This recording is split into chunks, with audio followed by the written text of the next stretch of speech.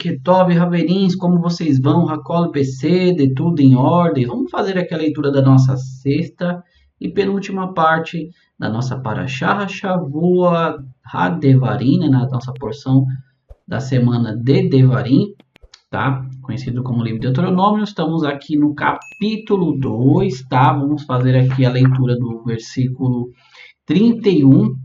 Então, sem mais delongas, ela é uma porção não tão comprida, mas também não é tão curta, tá? Ela já tem um assunto que nós tratamos na Parashá, no Sefer Bamidbar, né? No livro de números anteriormente, tá? Então, vamos pegar um ponto aqui e não vamos nos estender muito, tá? Então, o Passuk diz assim, ó, vai Omer Hashem, né? Elai, ou seja, falou Deus a mim, tá? O que Deus falou a mim? Veja que eu comecei a a dar lefaneha diante de ti et Sihon ve et Atso, ou seja, a Sihon ve et Atso, a sua terra. Rachel Rashi Lareshet et Atso. Então você comece a tomar posse, né, Lareshet, para possuí-la et Atso. Possuir o que? A sua terra, tá? Et Atso, que é a sua terra. Então nós vemos aqui que no primeiro Passuk, já no Passuk 31, Deus já começa a falar para Moshe, para ele ver, né? Olha só, a própria palavra que irei, né? Veja, né? Que ele começou, né? Comecei a dar a ti ali a Sihon e a sua terra. Então, para Moisés já ver que já estava nas suas mãos a posse da terra de Sihon ali, né? Que era o rei ali da terra de Hesbon, tá? Então, vamos fazer a leitura aqui, continuar. Nós já adentramos nos outros passos, tá? Em Yartzá, Sihon saiu em nossa direção para guerrear. Ele estava com todo o seu povo, mas Hashem, nosso Deus, entregou a nós. Nós o destruímos e a seus filhos e a todo o seu povo. Um adendo aqui, tem um comentário interessante, porque na verdade o versículo que nós acabamos de ler, 33, ele fala assim, né? Ve'et Banu, né? Ve'et Beno, que no caso é o seu filho, tá? Traduzindo no português aqui, eles acabam colocando no plural. Irash, ele comenta assim, ó, está escrito Beno, né? Seu filho, embora tradicionalmente se lesse Benav, né? Banav, que é justamente o que está escrito aqui no hebraico. Você lê Banav, porém está escrito Beno. Seus filhos, e que também pode ser lido como Beno, né? Sua beleza. Ou seja, uma vez que Sihon tinha um filho tão poderoso quanto ele, sabe? Então, Rashi, ele comenta que, na verdade, como se está escrito aqui Banav, mas se pronuncia Beno, que era o seu filho, por isso que fala seus filhos, ele tinha um filho que era tão forte que ele se equiparava a todos ali, tá bom? Só um adendo aqui do comentário de Rashi. Versículo 34 fala assim: naquela ocasião nós conquistamos todas as suas cidades, aniquilamos os habitantes das cidades, homens, mulheres, crianças pequenas, nós não deixamos nenhum sobrevivente. Nós falamos sobre a questão de guerra quando Deus ordena e quando Deus não ordena, mas aqui nós aprendemos na porção anterior que mesmo assim Moshe ainda ofereceu a paz a Sihon, né, rei de Hesbon ali. Porém, ele não ouviu, ele saiu em guerra contra Moshe ali, né, e o povo de Deus, o povo de Israel ali, com a providência de Deus, já tinha entregado eles na sua mão. Nós apenas tomamos o gado para nós, juntamente com os espólios das cidades que conquistamos, né? Por toda a terra, desde Aroê, que fica na extremidade do vale de Arnon, e a cidade no vale até Gilade, não existiu uma cidade uma cidade habitada, forte demais para nós. Hashem, nosso Deus, entregou todas elas diante de nós. Os únicos lugares das quais vocês não se aproximaram foram a terra dos Amonitas, né, que era do Amon, dos filhos de Lot, ali, toda a área em torno do rio Yabok e as cidades da montanha em todo lugar que Hashem, nosso Deus, não nos ordenou. Então, tudo que Deus falou para eles possuíram, como foi no caso aqui de Sihon, rei de Hesbom, tá? Nós mudamos de direção e subimos em direção a Baxã. Em Edrei, Og, o rei de Baxã, veio em nossa direção para guerrear. Aqui nós entendemos que ele veio. Nós sabemos aqui, comentamos já, que na verdade todas as províncias ali de Moab tinha como guarda-costas deles ali a Sihon e a Og, que eram muito fortes, eram cidades fortes, fortificadas, né? Um pouquinho mais para frente que o Moshe vai falar sobre a questão um pouquinho das cidades. Então eles tinham eles como primeira parte para poder adentrar, tá? Então, só que aqui nesse caso, diferente aqui, Og, depois que ficou sabendo, né, da destruição de Sihon, ele já se levantou e ele veio combater Israel, tá? Ele estava com todo o seu povo. Deus me disse, não tenha medo dele, pois eu o colocarei junto com o seu povo em sua mão, né, sua terra e em suas mãos. Você fará a ele o mesmo que fez a Sihon, rei dos Emoritas, que vivia em Heshbon. Tá? Nós já comentamos também aqui que, na verdade, Moisés ele temeu a Og não pelo seu tamanho, não pelo seu povo, as suas cidades, mas porque ele tinha um mérito ali de ter avisado Abraão, né, sobre quando Ló ele foi capturado ali pelos reis e foi levado para Sidom e Amorá, né? Sodoma e Gomorra. Então ele tinha um mérito. Então Moshe ficou com medo que esse mérito não permitisse que eles viessem a vencê-lo. Porém Deus falou: não tenha medo, eu entreguei eles na sua mão, tá? Rachei nosso Deus também colocou Og, o rei de Baxã, e todo o seu povo em nossas mãos. Nós aniquilamos seu povo até não restar nenhum sobrevivente. Naquela ocasião, nós conquistamos todas as suas cidades. Não houve uma cidade habitada que nós não tomamos dele. 60 cidades, toda a área do Palácio Real, o reino inteiro de Og em Baxã. Todas essas cidades foram fortificadas com muros altos, portões duplos e trincos, além de um grande número de cidades sem muralhas.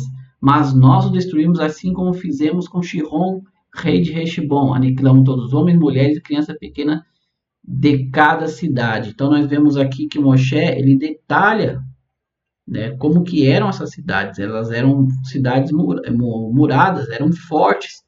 Né? Ele fala que tinha portões duplos, trincos, era um grande número de cidades ali também sem muralhas. Então era uma cidade enorme com muralhas e em volta também tinha outras, tá? Nós tomamos todos os espólios da cidade como despojos para nós. Naquela ocasião, nós conquistamos a terra das mãos dos reis emoritas que estavam daquele lado do Jordão, do rio Arnon até o monte Hermon. Os sidonitas chamam Hermon de Siron e os emoritas o chamam de Seni. Todas as cidades da planície, todas de Gilad e todas de Baxã, até Sarhab e Edrei, cidades do reino de Og em Baxã, pois somente Og, rei de Baxã, permaneceu do restante dos Refaim.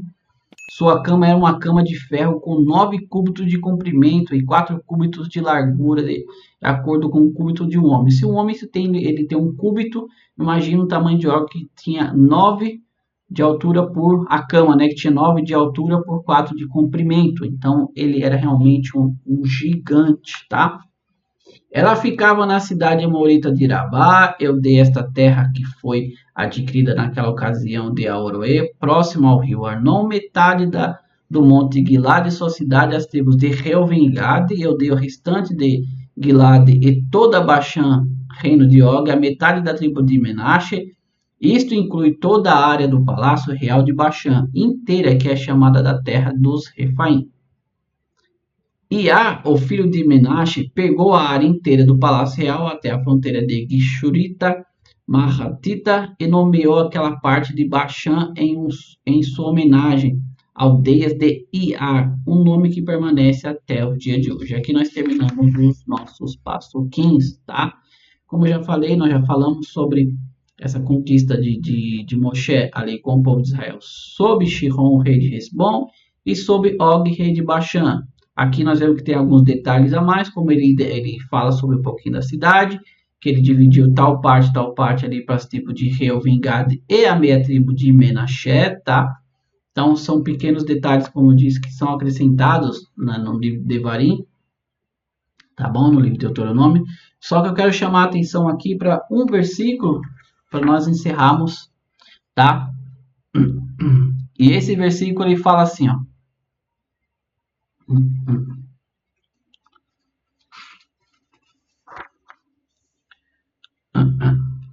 Versículo 36, fala assim: desde Oroé, que fica na extremidade do vale de Arnon, tá? Verraid Asher Banahal Vead, ou seja, a cidade no vale até Gilad, não existiu uma cidade habitada forte demais para nós. Hashem, nosso Deus, entregou todas elas diante de nós. Lefaneino, entregou, né? Eloheinu Lefaneino, entregou perante nós aqui, diante de nós. Esse é o versículo que eu quero me focar com vocês aqui. Diz assim que não houve uma cidade forte suficiente demais para nós.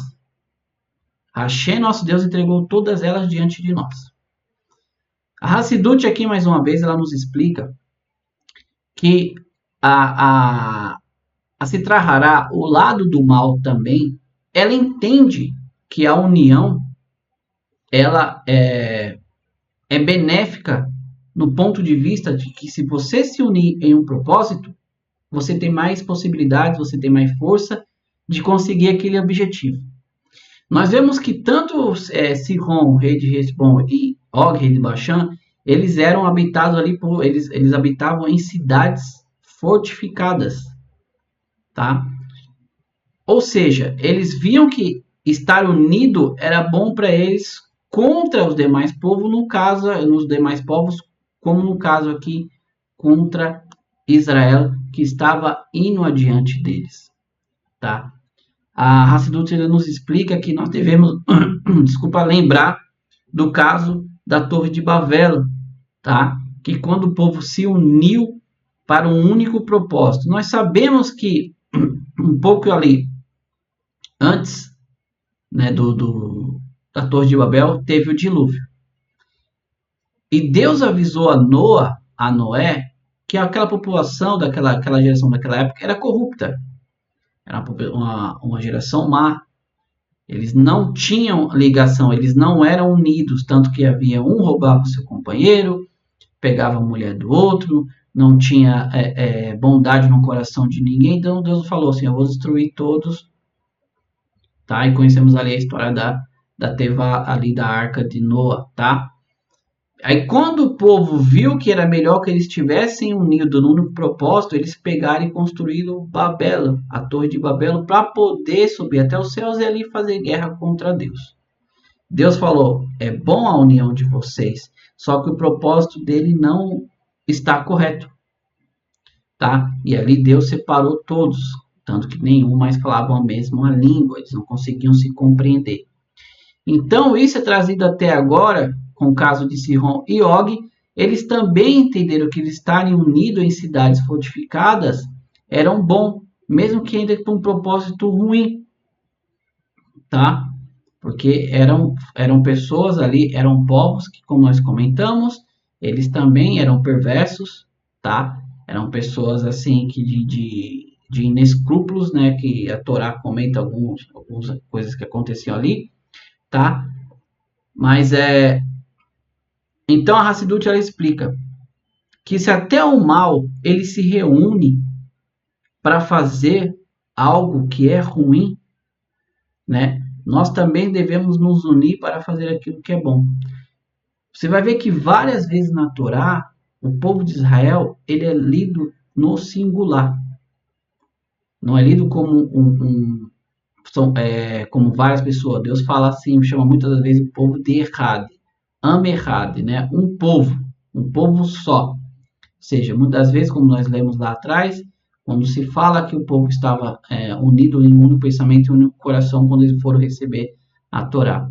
Então, daqui a Hassidut nos explica que se o mal ele também se reúne para fazer, nós também devemos nos reunir para fazer aquilo que é bom, aquilo que é correto, tá? E que nem essa união aqui dessas cidades fortificadas foi palho para a união do povo de Israel, que estava ali numa missão que Deus havia dado para eles. Tá bom, meus amigos? Essa é a mensagem que eu queria deixar dessa paraxá para nós hoje. Que nós viemos a nos unir. Como nos unimos, quando nos unimos, né, no único propósito, toda aquela força, todo aquele ardute, aquela reunião ali, ela faz com que a presença de Deus seja mais presente.